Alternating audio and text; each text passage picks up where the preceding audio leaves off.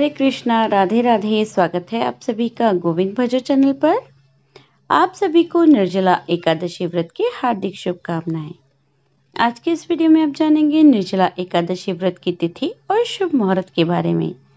हर साल कुल मिलाकर 24 एकादशी व्रत पड़ते हैं, जिनमें से निर्जला एकादशी इन सभी 24 एकादशियों में सबसे महत्वपूर्ण होती है और हमारे धार्मिक पुराणों के अनुसार इस व्रत को करने से साल भर की सभी एकादशी व्रतों का फल प्राप्त होता है।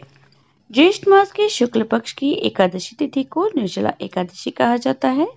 निर्जला एकादशी का व्रत रखने से भगवान विष्णु की मनुष्य पर असीम कृपा होती है और ऐसे मनुष्य को दीर्घायु और मोक्ष की प्राप्ति होती है। इस दिन व्रत में जल पीना वर्जित होता है, इसलिए इसे निर्जला एकादशी कहा जाता है। निर्जला एकादशी का व्रत करने से धर्म, अर्थ, काम और मोक्ष की प्राप्ति होती है। निर्जला एकादशी के दिन ही गायत्री जयंती भी मनाई जाती है। इस बार साल 2024 में निर्जला एकादशी की तिथि प्रारंभ होगी 17 जून सोमवार को सुबह 4:40 से। एकादशी तिथि समाप्त होगी 18 जून मंगलवार की सुबह 6:25 पर। और एकादशी व्रत के नियमों के अनुसार इस बार 18 जून मंगलवार को निर्जला एकादशी का व्रत रखा जाएगा। इस दिन सर्वार्थ सिद्धि योग का निर्माण भी हो रहा है। सर्वार्थ सिद्धि योग का समय इस दिन सुबह 5:24 से 6 बजे तक रहेगा। अब आप सोच रहे होंगे कि जब 17 जून को सूर्योदय से पहले ही एकादशी तिथि आ रही है, तो 17 जून को उपवास क्यों नहीं रखा जाएगा? तो देखिए, अगले दिन 18 जून को सुबह सूर्योदय से ही हरिवासर का समय शुरू हो जाएगा, जो कि दोपहर 12 बजे तक रहने वाला है। एकादशी व्रत के नियमों के अनुसार जब तक हरिवासर का समय रहता है, तब तक एकादशी का उपवास नहीं खोला जाता।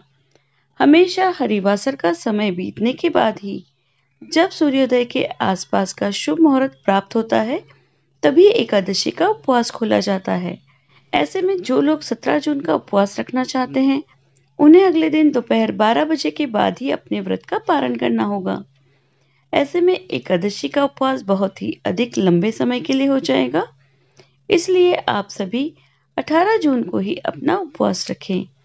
जो लोग इस नियम का पालन नहीं करते हैं और 17 जून को ही उपवास रखना चाहते हो, तो उन्हें यदि उपवास खोलना हो तो 18 जून मंगलवार को दोपहर 1 बजे से 3 बजे के बीच में वे अपना उपवास खोल सकते हैं।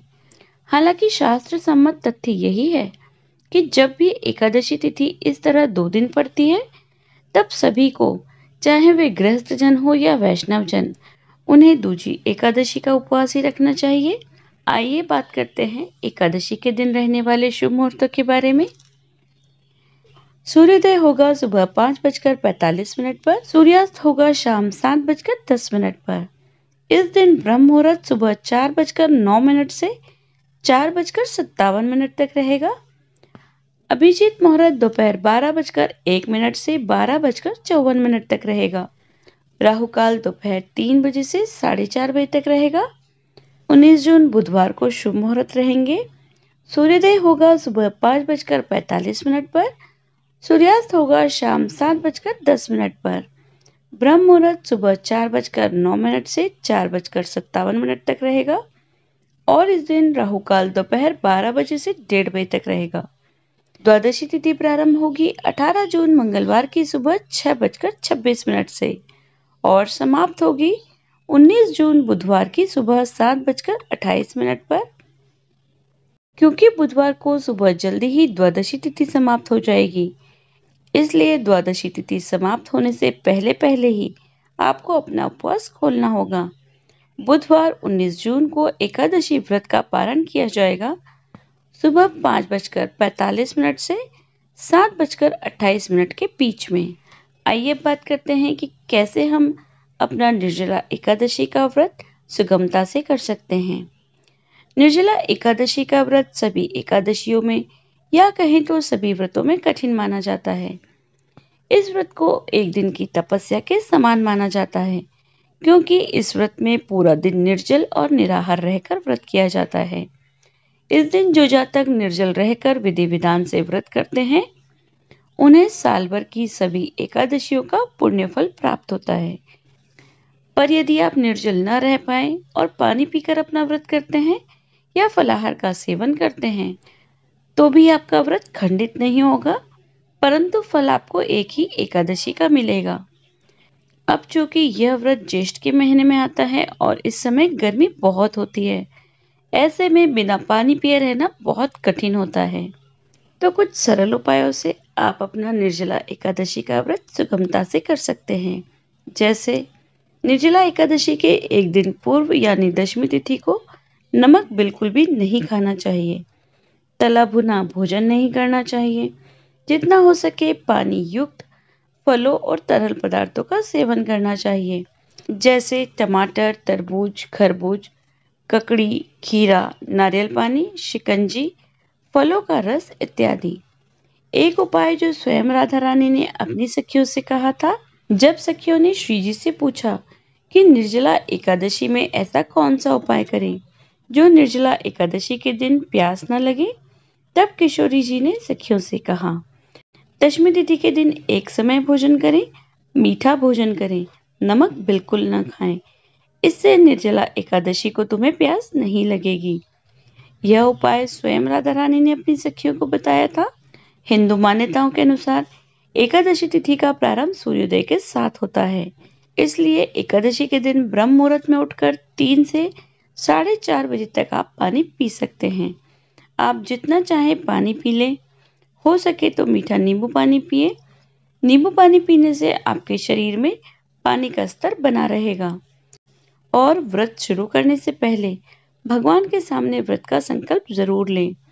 इससे आप मानसिक रूप से व्रत के लिए तैयार रहेंगे। जितना हो सके कम बोलें। पूजा अर्चना पाठ सभी कुछ मानसिक तौर पर करें। सूती कपड़े पहने। जितना ज्यादा से ज्यादा हो सके ठंडी जगह में रहें, जिससे पसीने के रूप में शरीर का पानी न बहे।